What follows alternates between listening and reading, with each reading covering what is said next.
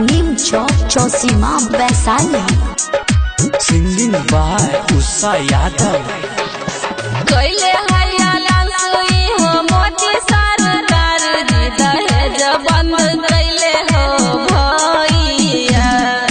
कैले हैया लालसुई हो मोदी सरकार जी दहेज बंद कैले हो भैया। दहेजवा के नाम कही लड़का के पापा रुपैया मांगे हो भैया।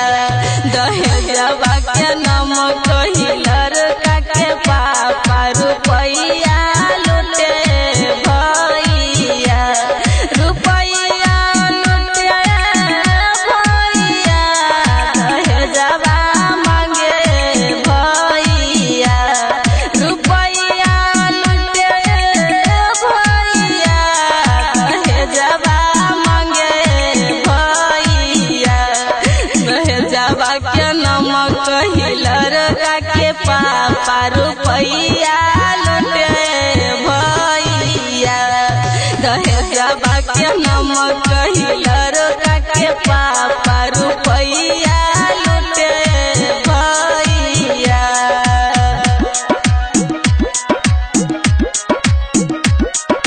Music director DJ Kanchan Raj Hajipur Vaishali. सुमन रिकॉर्डिंग स्टूडियो पररा बेगूसराय।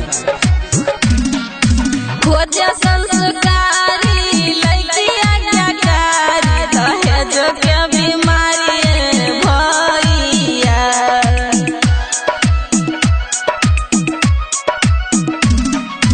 खोजे संस्कारी लड़की आज्ञाकारी दहेज के बीमारी भैया।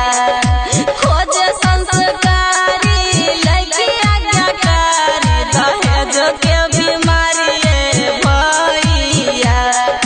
लड़का के पापा भइले हरामी होशियारा कहबे भैया। लड़का के पापा भइले हरामी होशियारा कहबे भैया। डीजे कंचन राज।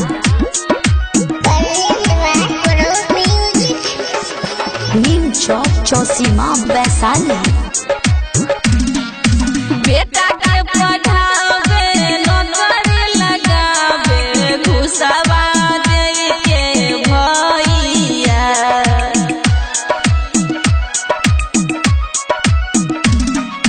बेटा के पढ़ावे नौकरी लगावे घुसवा दे के हो भैया। बेटा के पढ़ावे नौकरी लगावे घुसवा दे के हो भैया। लड़की के पापा से रुपया मांग बेटा बेटी के हो भैया। लड़की के पापा से रुपया मांग बेटा बेटी के हो भैया।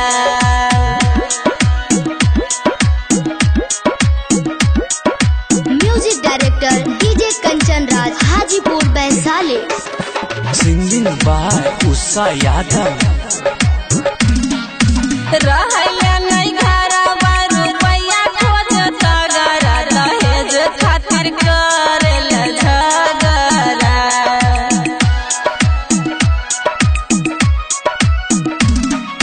रहले नहीं घरवा रुपैया खोजत गरा दहेज खातिर करेल झगड़ा। रहले नहीं घरवा रुपैया खोजत गरा दहेज खातिर करेल झगड़ा। देखो बेटा बेचावा के शरम ने आवे चढ़ बढ़ के बोलेला हो भैया। देखो बेटा बेचावा के शरम ने आवे चढ़ बढ़ के बोलेला हो भैया। DJ Kanchan Raj. Suman recording studio पररा Begusarai. Neem Chowk Chausima Vaishali.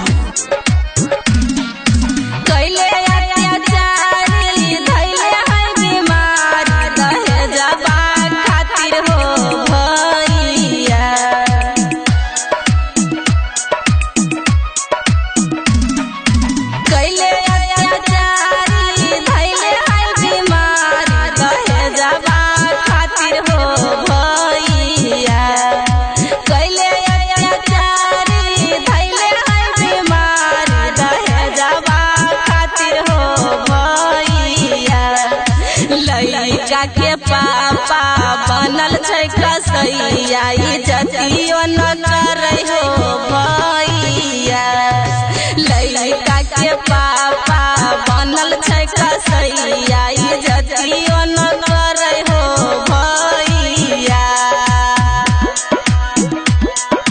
DJ Kanchan Raj singing by Usha Yadav. कहे उषा बहिनी बात हमर मानी दहेज बंद करो भैया कहे सतन भैया बात हमर मान दहेज बंद करो भैया कहे पवन भैया बात हमर मान दहेज बंद करो भैया पुतहु छोरी के बेटी लाब लक्ष्मी